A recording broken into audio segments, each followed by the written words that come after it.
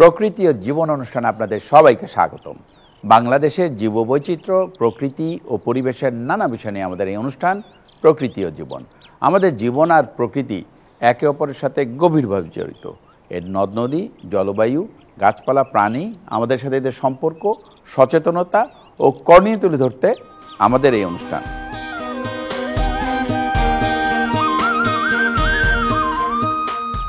আমাদের প্রকৃতিতে বর্ণিল প্রাণীদের মধ্যে প্রজাপতি অন্যতম। বৈচিত্র্যময় রং, শারীরিক গঠন ও চঞ্চলতায় এই পতঙ্গটি সবার দৃষ্টি আকর্ষণ করে। প্রজাপতির পরিবেশগত ভূমিকাও অপরিসীম, কিন্তু বিভিন্ন কারণে প্রজাপতির অধিকাংশ প্রজাতি বর্তমানে বিপন্ন। এই পতঙ্গগুলো সংরক্ষণ করা না হলে প্রাকৃতিক ভারসাম্যে বিপর্যয় নেমে আসবে। আমাদের আজকের পর্ব প্রজাপতি সংরক্ষণ নিয়ে। এ বিষয়ে আলোচনা করব অধ্যাপক ডক্টর মোহাম্মদ মনোয়ার হোসেনের সাথে। তবে তার আগে চলুন দেখে আসি প্রকৃতি ও জীবন দলের প্রজাপতি সংরক্ষণ নিয়ে কিছু তথ্য ও চিত্র।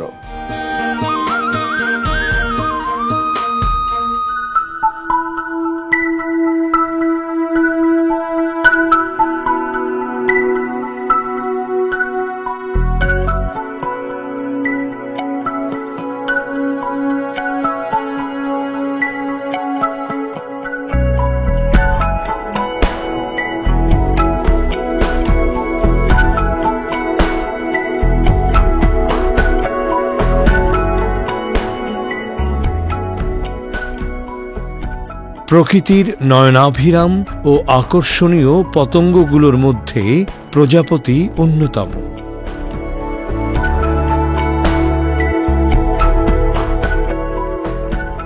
বৈচিত্র্যময় রং এবং চঞ্চলতার কারণে এরা সকলের দৃষ্টি আকর্ষণ করে। বাংলার প্রকৃতিকে বর্ণচ্ছটায় রঙিন করে রেখেছে বিভিন্ন প্রজাপতি।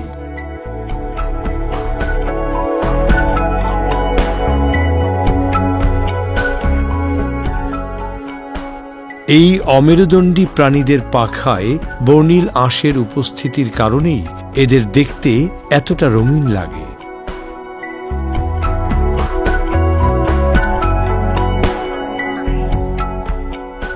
আমাদের দেশের সব ধরনের বনাঞ্চল, লোকালয় ও জলাশয়ের পাড়ে ছোট বড় বিভিন্ন আকার আকৃতির প্রজাপতি দেখা যায়।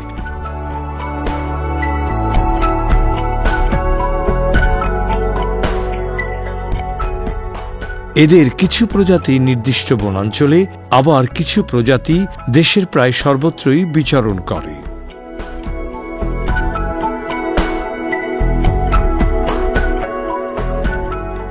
প্রজাপতি সাধারণত দিনের বেলায় সক্রিয় থাকে।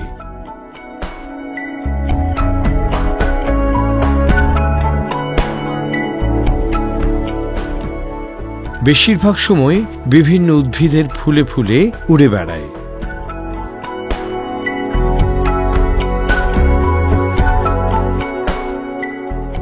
এরা ফুলের মধু, মাটিতে জমে থাকা পানি ও অন্যান্য তরল পদার্থ খাদ্য হিসেবে গ্রহণ করে।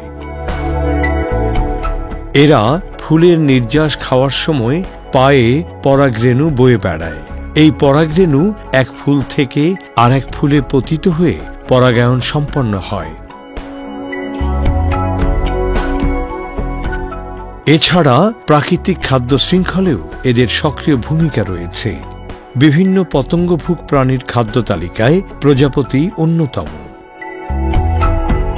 এছাড়া এই পতঙ্গ যে কোনো স্থানের পরিবেশের সুস্থতার নির্দেশক হিসেবে কাজ করে।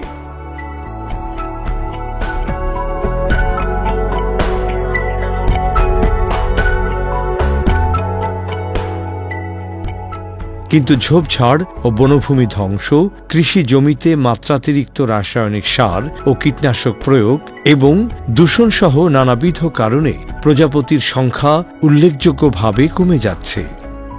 এর পাশাপাশি প্রকৃতিতে প্রজাপতির বংশবিস্তারের জন্য গুরুত্বপূর্ণ উদ্ভিদের সংখ্যা কমে যাচ্ছে। এসব উদ্ভিদ কমে যাওয়ায় অধিকাংশ প্রজাতির প্রজাপতি বর্তমানে বিপন্ন।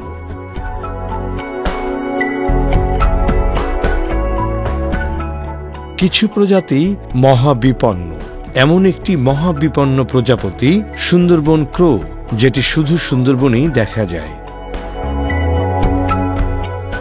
এছাড়া অন্যান্য প্রজাতির মধ্যে white tiger, water snow flat,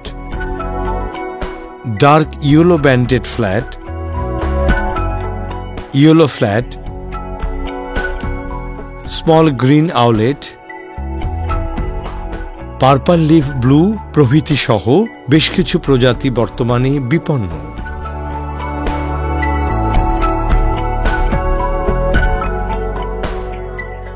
আবাসস্থল সংকটের কারণে এসব স্থানে বিচরণকারী প্রজাপতিগুলো হুমকির মধ্যে রয়েছে। বাংলাদেশের বৈচিত্র্যময় প্রজাপতির বেশিরভাগই বর্তমানে বিপন্ন। কিছু কিছু প্রজাতি এতটাই দুর্লভ যেগুলো কিছু সুনির্দিষ্ট অঞ্চল ছাড়া অন্য কোথাও দেখা যায় না। এতে পরাগায়নের অভাবে উদ্ভিদ বৈচিত্র্য যেমন হ্রাস পাচ্ছে, একইভাবে এদের ওপর নির্ভরশীল অন্যান্য প্রাণী প্রজাতিও কমে যাচ্ছে। ফলে আমাদের সামগ্রিক পরিবেশ ব্যবস্থা আজ বিপদগ্রস্ত।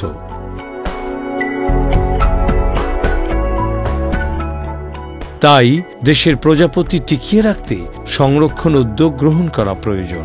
দেশের বিপন্ন প্রজাপতি সংরক্ষণে ইতোমধ্যেই বেশ কিছু উদ্যোগ গ্রহণ করা হয়েছে। এগুলোর মধ্যে গবেষণার মাধ্যমে দেশে প্রজাপতির মোট প্রজাতি বৈচিত্র্য শনাক্ত করা অন্যতম। এ ধরনের গবেষণার মাধ্যমে দেশের দুর্গম অঞ্চল থেকে নতুন প্রজাপতির উপস্থিতি সম্পর্কে জানা সম্ভব। একই সাথে দেশব্যাপী প্রজাপতির অবস্থা পর্যবেক্ষণ এবং আবাসস্থল শনাক্তকরণে গবেষণা পরিচালিত হচ্ছে। এছাড়া যে কোনো প্রজাপতির জীবনচক্রের বিভিন্ন পর্যায়ে নির্দিষ্ট কিছু পোষক উদ্ভিদের উপস্থিতি অত্যন্ত গুরুত্বপূর্ণ। তাই প্রজাপতির পোষক উদ্ভিদ নিয়েও গবেষণা করা হচ্ছে। বিপন্ন প্রজাপতি সংরক্ষণে প্রজাপতি পার্ক গুরুত্বপূর্ণ ভূমিকা পালন করে। পৃথিবীর বিভিন্ন দেশে এ ধরনের পার্ক রয়েছে।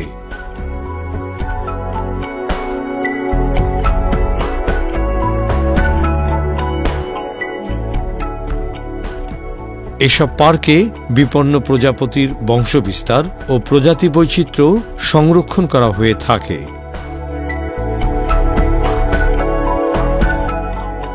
এছাড়া প্রজাপতির পরিবেশ ভারসাম্য রক্ষায় গুরুত্ব এবং সংরক্ষণের প্রয়োজনীয়তা সম্পর্কে জনসচেতনতা তৈরিতে এসব পার্ক কার্যকর ভূমিকা পালন করতে পারে।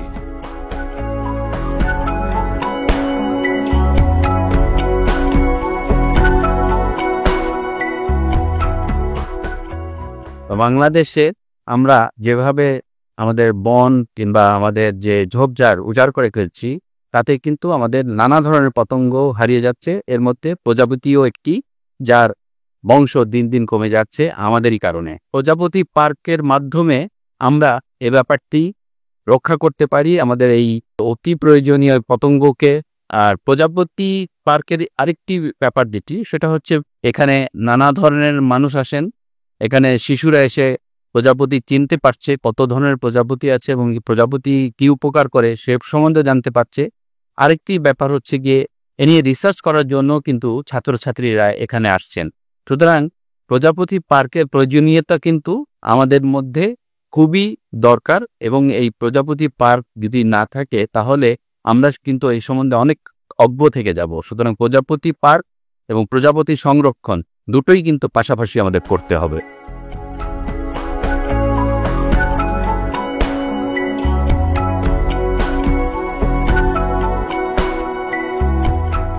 এই পার্কগুলো জীবন্ত প্রজাপতি ও বৈচিত্র্যময় উদ্ভিদের সমাহার নিয়ে প্রকৃতিপ্রেমী দর্শনার্থীদের বিনোদনের অন্যতম স্থান হিসেবে বিবেচিত।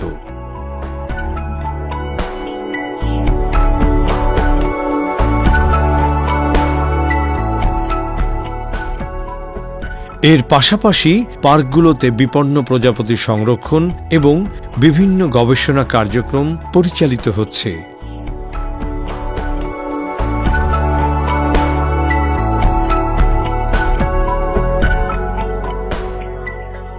ভিন্ন ভিন্ন প্রজাতির প্রজাপতির বংশবৃদ্ধির জন্য সুনির্দিষ্ট উদ্ভিদের প্রয়োজন। তাই গবেষণাগার এলাকায় লতাগুল্ম, বিরুৎ এবং বৃক্ষসহ নানা প্রজাতির উদ্ভিদ রয়েছে।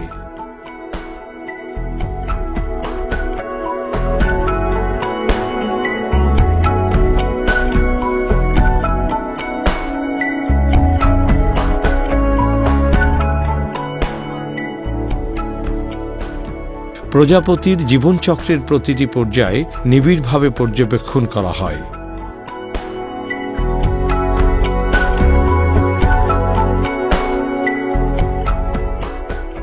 এছাড়া বিপন্ন প্রজাতির প্রজাপতি সংরক্ষণ ও সংখ্যা বৃদ্ধির মাধ্যমে প্রকৃতিতে এদের অবস্থান নিশ্চিত করতে প্রজাপতি পার্ক কার্যকর ভূমিকা পালন করতে পারে। গবেষণার পাশাপাশি প্রজাপতি মেলার মতো সচেতনতামূলক কার্যক্রম প্রজাপতি সংরক্ষণকে আরও বেগবান করছে।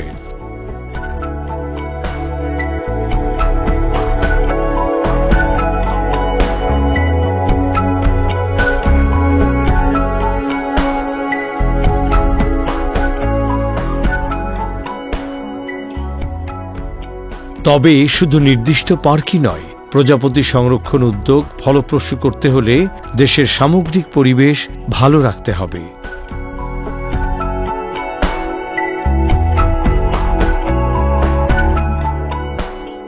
প্রকৃতিতে থাকা বিভিন্ন বনফুল প্রজাপতির খাদ্যের যোগান দেয়।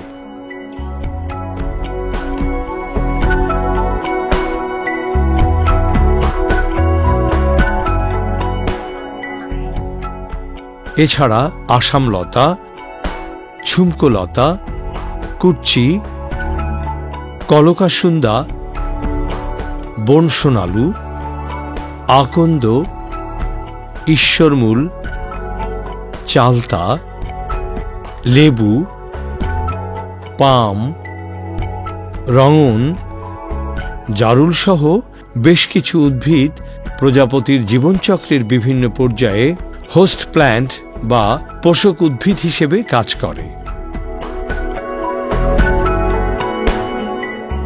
তাই নির্বিচারে বন ও ঝোপঝাড় কেটে ফেলা থেকে বিরত থাকতে হবে। জলবায়ু পরিবর্তন ও পরিবেশ দূষণ ঘটায় এ ধরনের কার্যক্রম থেকে আমাদের বিরত থাকতে হবে। তবেই প্রকৃতিতে এই উপকারী প্রাণীর উপস্থিতি নিশ্চিত করা সম্ভব হবে।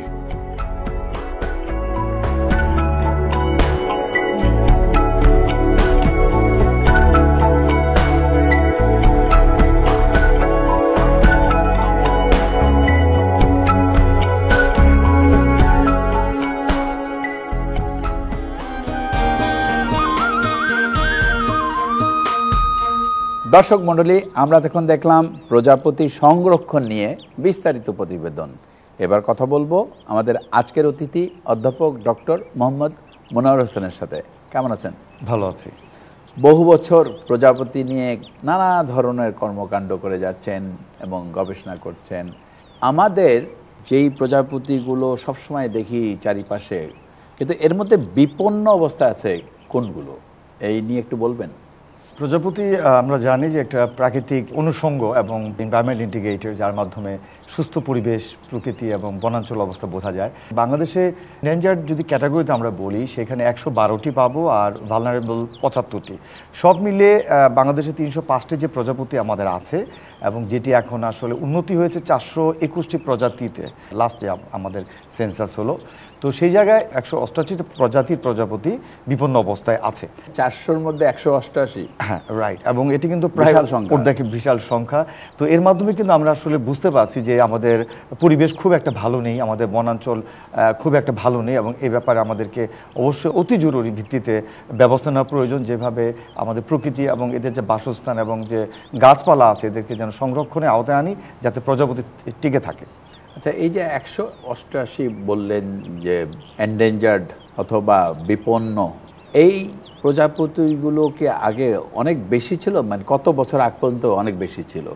আমরা যদি বলি যে ধরেন 2 যুগ আগে, যেমন জাহাঙ্গীরনগর ইউনিভার্সিটি যদি একটা স্ট্যাটিস্টিক্স দিই, ছোট একটা জায়গা, তো তখন আমরা পেতাম 110টি প্রজাতির প্রজাপতি। সেটি কিন্তু এখন যে ধরনের কর্মকাণ্ড বা সার্বিক পরিবেশ পরিস্থিতি মাত্র 68 বা 68টি প্রজাপতিতে উপনীত হয়েছে। তার মানে অলমোস্ট আপনার প্রায় 40টির উপরে প্রজাপতি হারিয়ে গেছে, প্রজাপতি। এতে কিন্তু বোঝা যাচ্ছে যে আমাদের একসময় যে বায়োডাইভার্সিটি রিচ ছিল বিশেষ করে প্রজাপতির ক্ষেত্রে, সেটি জাহাঙ্গীরনগর ইউনিভার্সিটি যেমন কমে গেছে, সারা বাংলাদেশে কিন্তু একই অবস্থা। আচ্ছা, আমরা যদি ঢাকা শহরের কথা বলি, ঢাকা শহরের কতগুলো প্রজাতি আছে?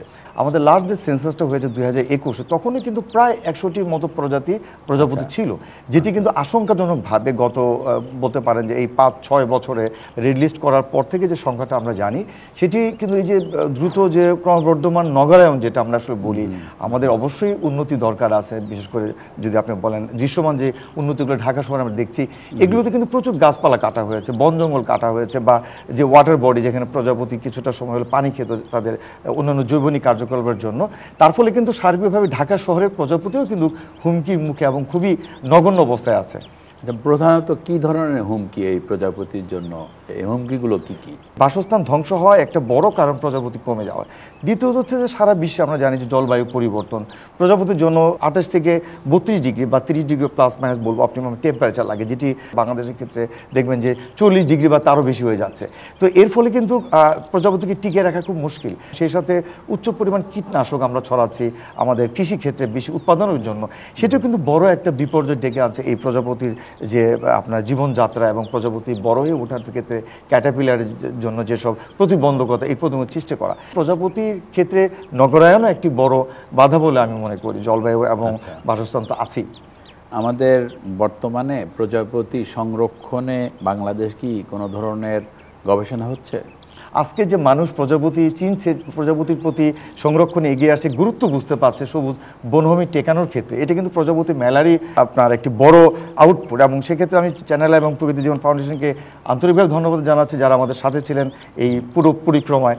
তো সেটি যেমন একটা বিষয়, সেই ক্ষেত্রে আমি বলবো যে আমাদের গবেষণার ক্ষেত্রে আমরা দেখি যে কোন প্রজাপতি কোথায় ডিম পাচ্ছে, তার ক্যাটারপিলার কোন গাছ থেকে বড় হচ্ছে, এই ধরনের গবেষণা আমরা কার্যক্রম চালিয়ে আসছি। এবং নতুন নতুন প্রজাপতি কিন্তু আবিষ্কার হচ্ছে, যেটি হয়তো গত 2-3 যুগ আগেও ছিল না। যেমন রেড লিস্টে 2015 সালে আমরা 305টি প্রজাপতি শনাক্ত করে আপনার স্ট্যাটাসটাকে নির্ণয় করেছি, যেটি এখন আমরা দেখতে পাচ্ছি 421টি প্রজাতি।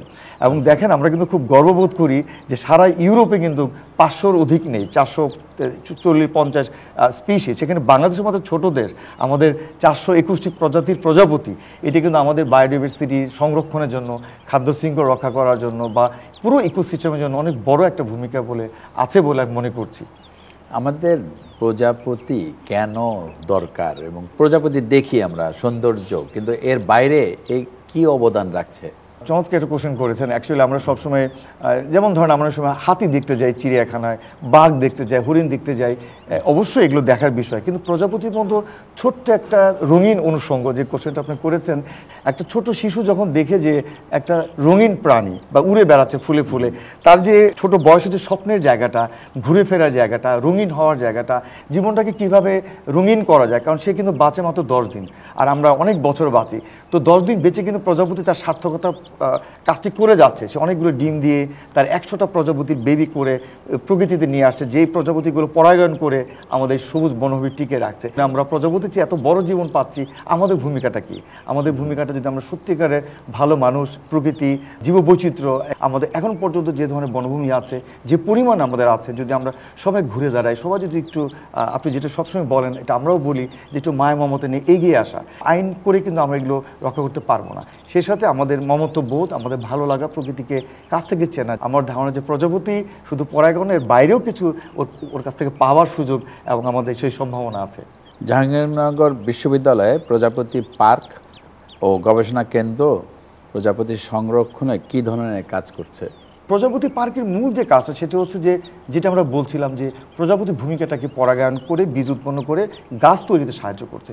এই কনসেপ্টটাকে ছড়িয়ে দেওয়ার জন্য আমরা সর্বস্ত মানুষকে প্রজাপতি পার্কে আসছে, তারা গাছ চিনছে, তারা প্রজাপতি দেখছে, প্রজাপতির ভূমিকা সম্বন্ধে জানছে। এর মাধ্যমে কিন্তু প্রজাপতিকে চেনা জানা হয়ে যাচ্ছে এবং প্রজাপতির ভূমিকা জানছে। দ্বিতীয়ত হচ্ছে প্রজাপতি পার্কে যে প্রজাপতি আমরা ডোম করেছি, 3টে ডোম, যেখানে বিভিন্ন প্রজাপতি এনে প্রজাপতিকে আমরা সংরক্ষণের জন্য তার বংশবৃদ্ধি করে ছেড়ে দিচ্ছি। প্রজাপতি এখন জাহাঙ্গীরনগর বিশ্ববিদ্যালয় শুধু না, ইন্ট্রাগো বাটারফ্লাই পার্ক থেকে শুরু করে সাফারি পার্ক থেকে শুরু করে প্রাইভেট লেভেলে ইভেন বিভিন্ন ধরনের মাল্টিনেশনাল কোম্পানি, এবং রিসেন্ট সুন্দরবনে গিয়েছিলাম এবং খুলনা ক্যান্টনমেন্ট ওনারা চাচ্ছেন যে একটা প্রজাপতি পার্ক করবেন ওনাদের ক্যান্টনমেন্টের পাশে। তো এই যে আমরা যদি প্রত্যেকটা স্টেক হোল্ডার বাংলাদেশে যারা আছি তারা যদি প্রজাপতির প্রতি বা প্রকৃতির প্রতি যদি মায়া মমতা নিয়ে এগিয়ে আসি এবং দায়িত্বশীল ভূমিকা পালন করি, তাহলে কিন্তু এই প্রজাপতির কাজগুলো আমাদের সহজ হয়ে যায় তাদের সংরক্ষণের জন্য। এবং সেই সাথে একটা জিনিস না বললেই নয়, আমাদের অনেক শিক্ষার্থী এখান থেকে অনার্স লেভেলে, মাস্টার্স লেভেলে এবং এমফিল পিএইচডি লেভেলে কিন্তু গবেষণা করছে। এবং সর্বোপরি একটা প্রজাপতি পার্ক, একটা ইকো ট্যুরিজমের ক্ষেত্রে তৈরি করতে গেলে কি স্ট্রাকচার দেখতে হবে সেটা কিন্তু আমরা ওখানে দেখাচ্ছি। আচ্ছা, এই বিপন্ন প্রজাপতি সংরক্ষণে আমাদের আর কি করা উচিত আপনার সাজেশন? এই কার্যক্রমগুলো যেগুলো আমরা বললাম এতক্ষণ, যদি আমরা এই কাজগুলো যদি বজায় রাখি, বিশেষ করে প্রজাপতি কি, প্রজাপতির ভূমিকাটা কি, যেমন সেক্ষেত্রে দেখেন প্রজাপতি মেলা, এই মেলাটা যদি ছড়িয়ে দিতে পারে আমরা অন্যান্য বিশ্ববিদ্যালয়গুলোতে বা অন্যান্য স্টেক হোল্ডারকে সারা দেশব্যাপী, রাইট, এটা কিন্তু একটা বড় একটা আপনার উৎসব এবং সেই সাথে মেসেজগুলো ছড়িয়ে যাবে, এটি একটু হতে পারে। এর বাইরে মলিকুলার, এর যে ডিএনএ লেভেলে গবেষণাগুলো, কোন প্রজাপতি কোনভাবে পরিবর্তিত জলবায়ু পরিবর্তনের সাথে, এগুলো কিন্তু জেনেটিক কোডের মাধ্যমে রয়ে গেছে, সেগুলো কিন্তু আমরা করছি। ইভেন আমরা ফেসবুক ক্যাম্পিং করছি বা বিভিন্ন ধরনের ওয়ার্কশপ করছি। ফরেস্ট ডিপার্টমেন্টের যে উদ্যোগগুলো আমি মনে করি, এবং আমরা যারা আছি বা আপনার স্টেক হোল্ডার আছেন, সবাই সম্মিলিতভাবে যদি আমরা ফরেস্ট এবং এটাকে কিছুদিনের জন্য যদি আমরা কনজার্ভ করি, যে অথবা রেস্ট্রিকশন দিয়ে যে না এটা যাওয়া যাবে না, তারপরে কিন্তু এবার আমরা যে প্রজাপতি দেখলাম অবিশ্বাস্য। মাছের ব্যাপারে যে ধরনের রেস্ট্রিকশন আছে, যে ইলিশ মাছ একটা সময় ধরা যাবে না, একটা সার্টেন টাইম কিন্তু বন্ধ থাকে মৎস্য আহরণ, রাইট, সেই রকম যদি বনগুলোতেও করা যায় যে একটা সময় আমরা কেউ যেতে পারবো না বনে, তাহলে আমার মনে হয় আমাদের বনগুলো ভালো থাকবে। অবশ্যই আপনার কথার যথার্থতা আছে। আপনার এই কথাটা মনে হয় যে আমরা পলিসি থেকে সরকার বা সংশ্লিষ্ট বিভাগকে জানাতে পারি যে আপনারা যদি 3 মাস হোক, সেটা 2 মাস, এটা যদি আমরা করতে পারি, তাহলে আমাদের যেমন প্রকৃতি সংরক্ষণ হবে, আর এদিকে ট্যুরিজম যে নোংরা হয় বা পলিউশন হয় সেই জায়গাতে কিন্তু আমরা বন বা বিভিন্ন সিস্টেমটাকে বা ক্যানেল সিস্টেমটাকে আমরা কিন্তু একটা সংরক্ষণের জায়গা বা একটা আপনার পরিষ্কার পরিচ্ছন্ন জায়গায় কিন্তু আমরা উদ্যোগ নিতে পারবো। তাতে বনও ভালো থাকবে, বন্য প্রাণীগুলোও ভালো থাকবে। অবশ্যই অবশ্যই, ডেফিনেটলি, শুধু বন না, বনের সাথে যারা যেটা বলছেন যে বন বাসস্থানের জীববৈচিত্র্য ভালো থাকবে, টোটালটা আমরা আসলে সংরক্ষণ করতে পারবো এই মাধ্যমে। অনেক ধন্যবাদ, অনেক কিছু জানা গেল আপনার কাছ থেকে। ধন্যবাদ আপনাকে আমাকে আমন্ত্রণ জানানোর জন্য। দর্শক মণ্ডলী, প্রকৃতি ও জীবন অনুষ্ঠানের এবার সেগমেন্টটি হচ্ছে আপনি জানেন কি। চলুন জানা যাক প্রজাপতি সংরক্ষণ নিয়ে কিছু তথ্য। আপনি জানেন কি, বাংলাদেশে এখন পর্যন্ত প্রায় 400 প্রজাতির প্রজাপতি শনাক্ত করা হয়েছে। বাংলাদেশের মোট প্রজাপতির প্রায় 2/3 প্রজাতি বর্তমানে বিপন্ন। দক্ষিণ আমেরিকার দেশ কলম্বিয়ায় পৃথিবীর সর্বোচ্চ সংখ্যক প্রজাতির প্রজাপতি দেখা যায়। সেখানে এ যাবৎ শনাক্তকৃত প্রজাতি সংখ্যা প্রায় 3800টি। ফ্লোরিডার কোকোনাট ক্রিকের ট্রেডুইন্স পার্কে অবস্থিত বাটারফ্লাই ওয়ার্ল্ড বিশ্বের সবচেয়ে বড় প্রজাপতির সংগ্রহশালা, যেখানে প্রায় 20,000 জীবন্ত প্রজাপতি দেখা যায়। সুধী দর্শক, প্রজাপতি উদ্ভিদের পরাগায়নে সাহায্য করে। প্রাকৃতিক খাদ্য শৃঙ্খলেও প্রজাপতির সক্রিয় ভূমিকা রয়েছে। এছাড়া প্রজাপতি পরিবেশের সুস্থতার নির্দেশক হিসেবেও কাজ করে। তাই প্রকৃতির নান্দনিক সৌন্দর্যের প্রতীক প্রজাপতি সংরক্ষণে আমাদের সবাইকে এগিয়ে আসতে হবে। নিশ্চিত করতে হবে প্রজাপতির জন্য দূষণমুক্ত নিরাপদ পরিবেশ, সুন্দর প্রকৃতিতে গড়ে সুস্থ জীবন। আশা নেই শেষ করছি আজকের অনুষ্ঠান। আপনারা সবাই ভালো থাকুন, সুস্থ থাকুন।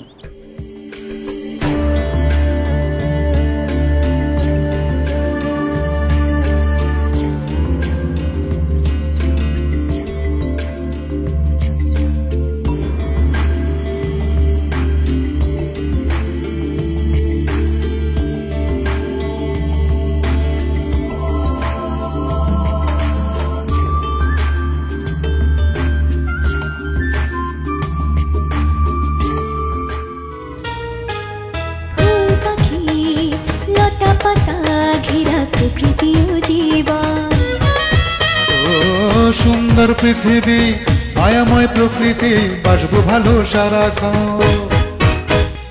চাই চাই চাই সুন্দর পৃথিবী চাই, চাই চাই চাই সুস্থ পরিবেশ চাই। ফুল পাখি লতা পাতা ঘেরা প্রকৃতি ও জীবন। ও সুন্দর পৃথিবী, মায়াময় প্রকৃতি, বাসবো ভালো সারাক্ষণ। এসো হাতে হাত ধরে শপথ করে সুন্দর সুস্থ পরিবেশ গড়ি, সুন্দর সুস্থ পরিবেশ গড়ি, সুন্দর সুস্থ পরিবেশ গড়ি।